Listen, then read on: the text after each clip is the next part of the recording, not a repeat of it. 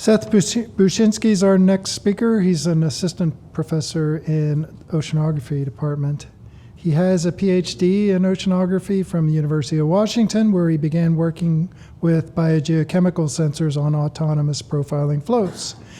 He continued his work at Princeton, shifting focus to the Southern Ocean before joining UH in this current summer. His talk is entitled Utilizing Biogeochemical Profiling Floats to Understand Air-Sea Fluxes of Oxygen and Carbon.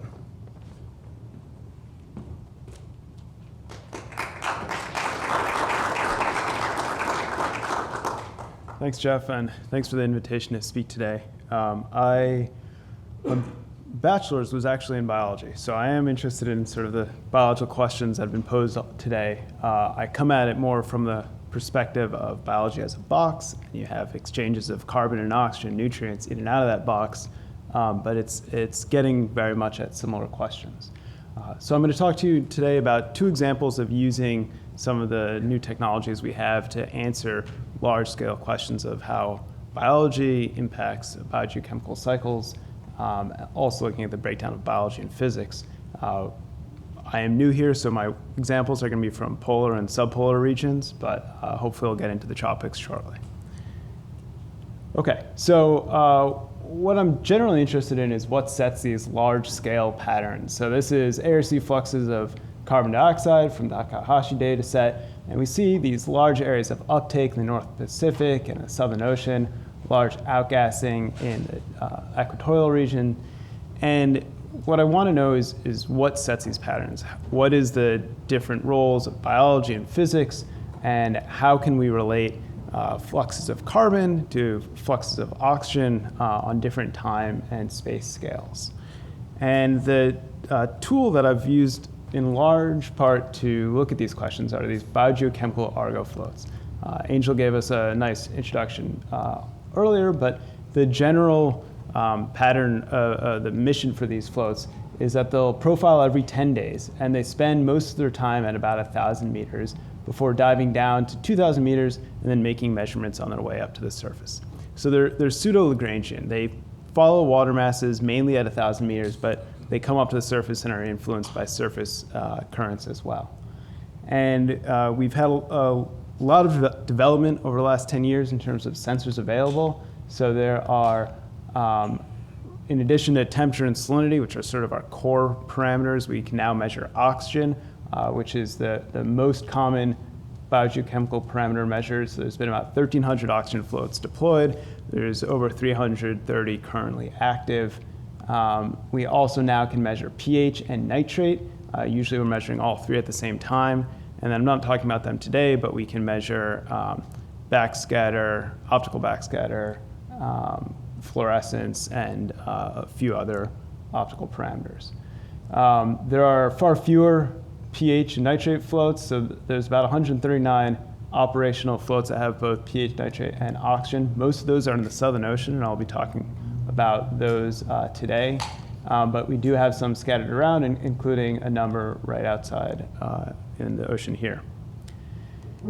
Now, if we want to understand air-sea fluxes of carbon, we need more than just pH, right? So if we want to constrain the carbonate system, you need at least 2 of the 4 carbonate parameters. And so we're measuring pH, and then we are estimating alkalinity. And we get these alkalinity estimates from multiple linear regressions to other parameters that we can measure from floats and that are also measured on ships. So we can measure salinity, temperature, and nitrate or oxygen, train a multiple linear regression to shipboard data, and then apply it to the float data so that for every profile, you have alkalinity to pair with your pH, and you can calculate an estimated CO2.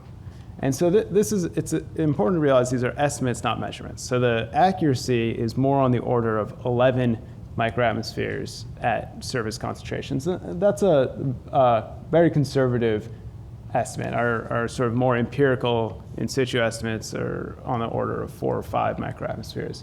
But relative to shipboard measurements, which are, good shipboard measurements can be made to 2 to 3 microatmospheres, it is important to keep in mind those differences. So the data that I'll talk about in the Southern Ocean was collected from the Southern Ocean Carbon and Climate Observations and Modeling Project. It's a program to deploy floats in the Southern Ocean to help understand the carbonate cycle there, as well as sort of the biological and physical impacts on the overall carbon system.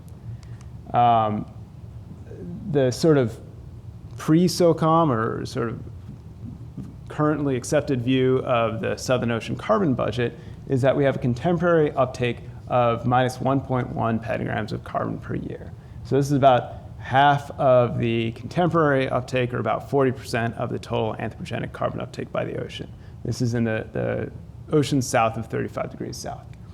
And that's made up of mainly this anthropogenic uptake. So this, on the left side of this diagram from Gruber et al. 2019, we have just broad uptake of anthropogenic carbon that's just due to the increase of carbon in the atmosphere. And that's overlaid on this natural carbon flux that's thought to be balanced between upwelling of old waters that are rich in carbon south of the Antarctic circumpolar current, those outgas, and that's balanced by waters moving south from the subtropics that cool and take up carbon, also have biological production that draws down carbon. So we have this contemporary carbon flux of about a petagram that's taken up by the ocean. Now, where the data that goes into that estimate comes from, that's primarily shipboard data. So these are number of months sampled over 2014 to 2017, which was the period of SOCOM floats that I had to analyze when this paper was started. This on the left, these are the shipboard observations from the SOCAD database. It's a database of surface PCO2 measurements, and we see areas with dark red are where you have a full 12-month record sampled. And so we see in the Drake Passage around New Zealand and Australia and Tasmania, we have pretty good coverage. But once you get into the open ocean, and if you look at this seasonally, there's just not much data at all. And so with profiling floats, we get data throughout the year. We get data under ice that then gets transmitted when the ice retreats. And we don't have all the same number of boxes covered, but we actually are covering more area when you look at it over time, and we start to get full annual cycle. So despite the fact that our estimates are not as accurate, we have information in times and places where you just didn't have information before, or if you did, you had like one cruise every 10 years or so. And so just to cut to the chase, I'm not going to go into the methods of this right now, just for time reasons, although if you have questions, I'd be happy to talk about it later. These blue and green bars here, these are estimates of the last 10 years or so from two independent mapping methods, a neural network from Peter Landschuster and Yin interpolation scheme from Christian Rodenbeck. These are both co-authors on this work. And this is the ship-only estimate over the last few years to give you an idea of the variability. When we combine the float data and the ship data together, we get what we think is our best estimate of about 0.75 petagrams of carbon uptake per year. So a difference of about 0.4 petagrams of carbon, which is not insignificant. That's about 20% of the total ocean uptake of carbon.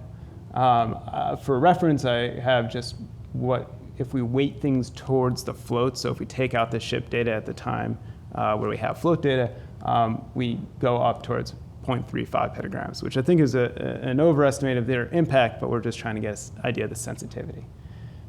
So when we then sort of go back to our picture of the carbon cycle in the Southern Ocean, instead of this contemporary uptake of about 1.1, we have 0.75. And we know the anthropogenic carbon uptake from different methods, so we think that really we're adjusting the natural carbon uptake in the region and saying that actually the natural carbon cycle would have an outgassing of 0.4 petagrams of carbon, but then we're overlaying the anthropogenic signal.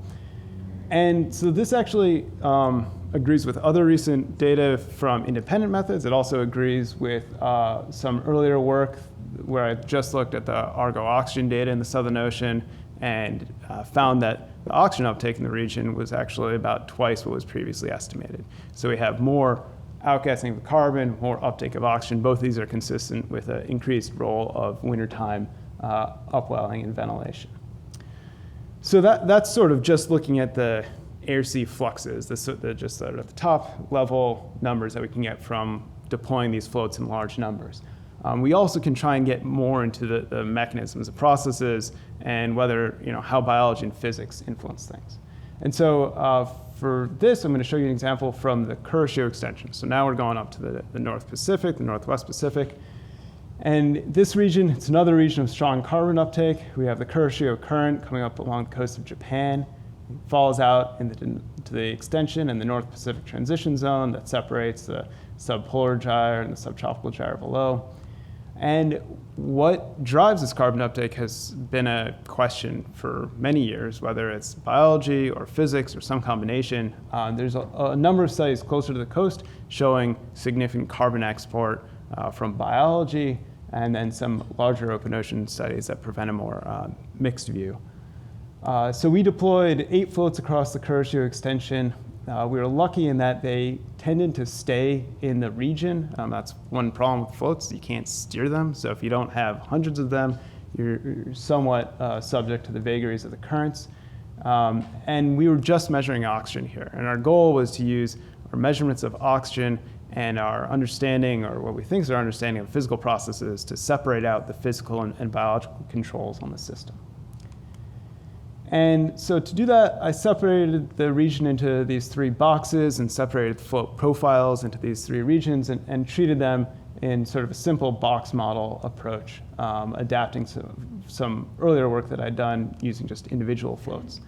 And essentially what we're doing is looking at it in mass balance perspective. So we have our measured rate of change of oxygen over time. I was looking in the upper ocean down to the ventilated wintertime mixed layer depth. So we're really looking at exchange from the atmosphere down to below the wintertime mixing.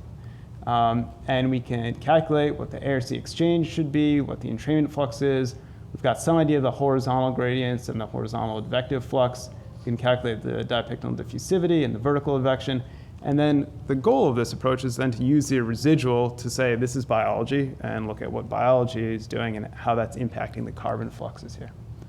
And what we found was that this residual was actually showing a huge uptake of oxygen to the region, whereas if you had a lot of biological production, you'd expect outgassing. And this was so strong that we essentially see very little role for biology in the larger scale carbon flux. Now, I'm not talking about points close to the coast where we do know that there is a lot of biological production, but looking at this large area and integrated down to the wintertime mixing, really what we think is going on is that you have mode water formation in these regions, and that's occurring right, those isopycnals outcrop in these boxes, so that every winter you have water that's cooling.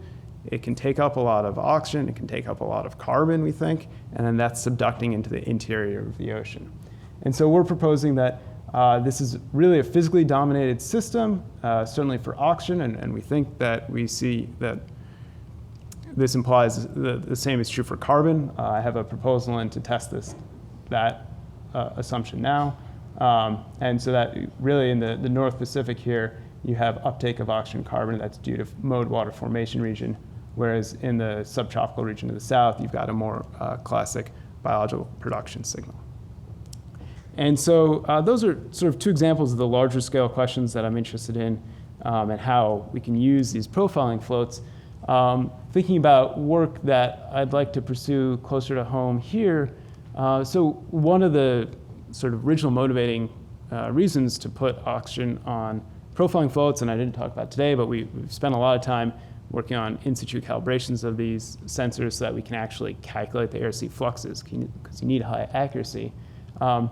The original motivation was to try to reconcile the biological carbon export that you calculate from satellite estimates with what we can get from in situ mass balance approaches, usually done on moorings. Now we can do it on floats. So this is just an example from Yang et al. 2017, where each of these squares, there's one up here in the Northeast Pacific, and then at Hawaii and over in the western subtropical and the south subtropical Pacific, the squares represent float-based mass balance estimates of net community production over the course of a year, and the background is just from one satellite estimate. And while we see pretty good agreement in the North Pacific, we see a lot stronger export calculated from the floats in the North subtropics than actual net heterotrophy in the South subtropical gyre, which is confusing, and we're still trying to figure out whether that makes sense, although this has been replicated in a few other sites, both in the Pacific and in the Indian Ocean. And so one of the things I'd like to do is dig more into the dynamics of production, similar to what Angel was talking about earlier, and try and understand, what conditions could give you net heterotrophy, and are there really differences between the north and south subtropics? And so that's all I have today. I don't know if I have time for questions, but I'd be happy to take any. Thank you.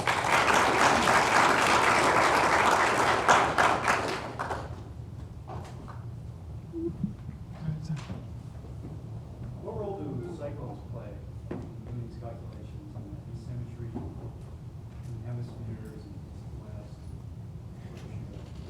west? So it depends a lot on sort of what scale. The question was, what role do cyclones play in these sorts of calculations? And I think it depends a lot on what scale you're looking at. So if you're looking at an individual float, say, whether that float is surfacing in or outside of a cyclone is going to make a huge difference if you try and interpret it as just sort of one Lagrangian tracer that's in the same water mass.